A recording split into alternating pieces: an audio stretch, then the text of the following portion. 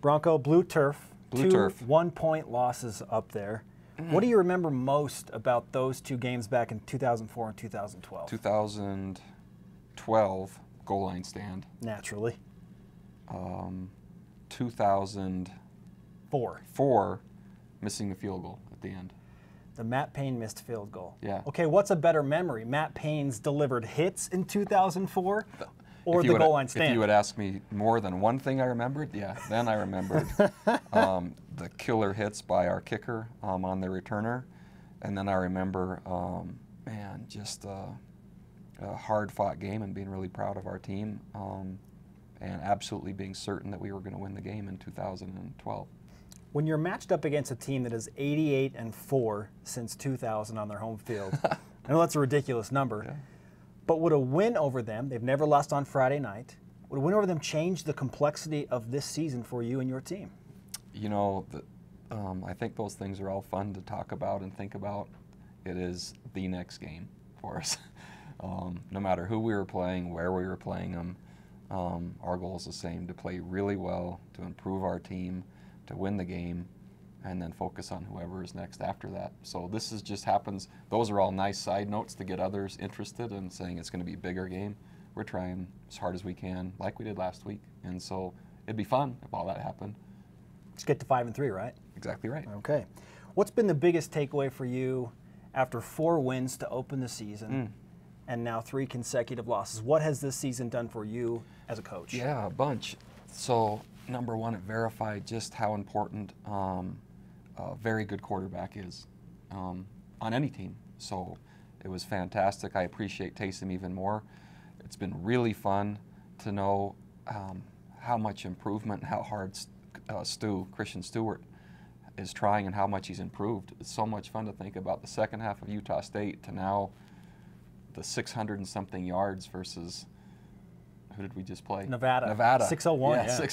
And so to just say, man, that's a phenomenal thing. So having enough depth at all positions has been a critical thing. And so with not only the position or the injury at quarterback, but with some others, and we've actually managed the injuries pretty well, just close enough in execution to lose an overtime game and be 1 drive short. Yeah. So again, continuing to have the right depth at the right positions is really important. I know there's no real solace in loss, but let's take a wide-angle lens to this. 24 ankle injuries. You've had 12 starters injured at one point or another this season. You had 9 out last game. Does it say something that you were in position to win those games? Double-digit leads in the second half of both of the last 2 games, given everything that's gone wrong? Well, I think that adds or lends itself to the stability. Our athletic director sent me an email this week. Again, I rarely read emails, and I only read ones from really people that I know or what the content will be, that some either coaches or ESPN or someone still at BYU ranked 32nd or 34th or something like that, acknowledging what you just said. Now, after having said that, to me, we're just barely coming up short. There's a little bit of room that certainly can be made up to get a win. It'll be more difficult on the road, more difficult on a short week, but still possible. And our team is optimistic. I'm optimistic. And we're hopeful and working really hard. And so from a wide-angle lens, that's all I want every week.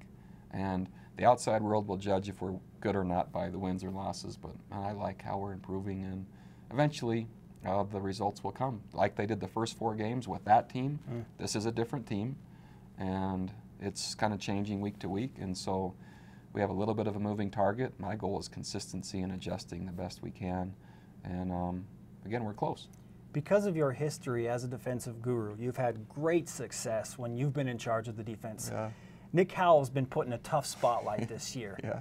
Has your role changed at all, or have you just become more of a mentor for Nick as he's gone through some tough times? I've worked as hard as I can. Number one, I love Nick, and so he's inherited a defense with one less coach that had all the experience, basically, of play calling and coordinating. So that coach left the room, which was me. And then he's now got a younger group with an ever-changing target of injuries and et cetera. And I've never seen anyone work harder than what he has worked. and I've worked and tried to support and help as much as possible in a mentoring role.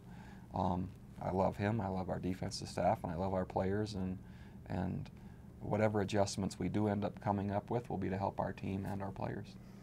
From your film review this week of Boise State, what kind of a unique challenge will they present to you on Friday night? Very similar to what they presented to all the teams that came in to play Boise when Chris Peterson was there and Brian Hartson was there as their coach, the offensive coach. He was at Texas when we went down there, and he had just left prior to the 2012 game, and they were running a similar system.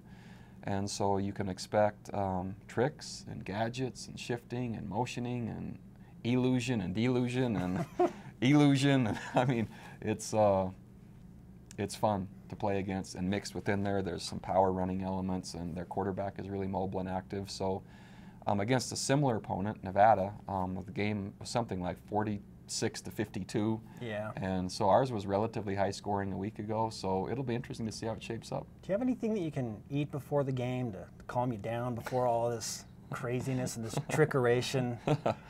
The thing that calms you down most is knowing you're prepared. Yeah. And maybe not knowing you're prepared, but having a lot of trust that your players are prepared. And we've had a solid week. You're a very composed coach. That's probably an understatement. I think people like to see you get riled up, like at Boise State when you were doing the celebration after the goal line stand.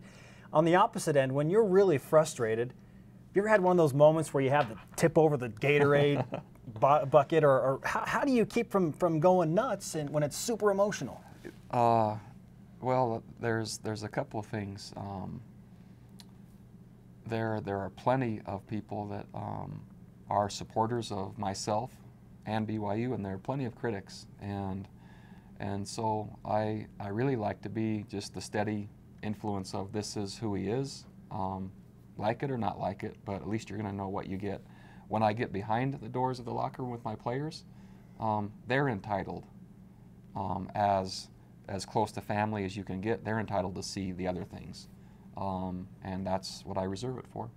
That's a fair answer. Yeah. You answered that question well without really telling me if you've had one of those moments. That's exactly right.